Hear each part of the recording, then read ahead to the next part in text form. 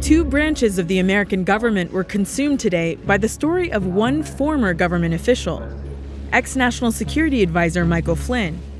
Aides to President Obama disclosed that the outgoing president warned President-elect Trump about hiring Flynn. In the afternoon, former acting Attorney General Sally Yates testified in front of a Senate subcommittee about her own warning. A meeting with the White House Counsel on January 26th to tell the Trump team that Flynn had lied about his contacts with Russian Ambassador Sergei Kislyak.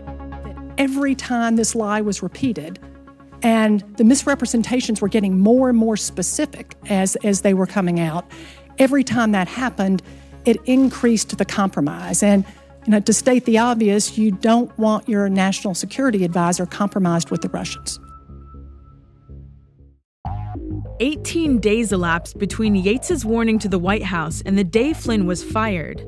That's 18 days of high-level meetings and critical foreign policy decisions that are likely to become the central issue in the investigation into Flynn. 2 days after the Yates meeting, Flynn sat in on the first direct phone call Trump made as president to Vladimir Putin. They discussed defeating ISIS, Iran's nuclear program, and reestablishing ties between the two nations. On day 6, Flynn appeared in the briefing room to put Iran on notice for a recent missile test. On the morning of day 8, Flynn called his foreign counterparts, including a Russian official, to advise them of imminent sanctions against Iran. On day 11, Flynn traveled to Florida with Trump for a meeting with senior military leaders. On day 13, The Washington Post asked Flynn if his December conversation with Ambassador Kislyak mentioned sanctions on Moscow. He denied it twice. Day 14 was the beginning of the end for Flynn. He changed his story, saying through a spokesman that he had no recollection of the subject matter to The Washington Post, who reported that day that he did discuss sanctions.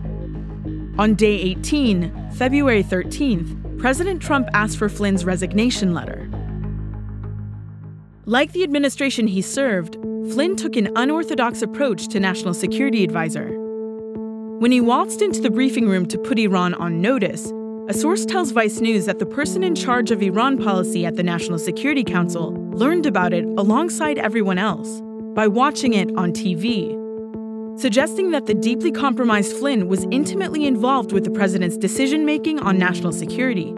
The farther that investigators get in figuring out the secrets Flynn was exposed to and the decisions he participated in, they'll begin to ask, why did the president allow it? Because ultimately, it isn't Flynn's judgment that's at issue here.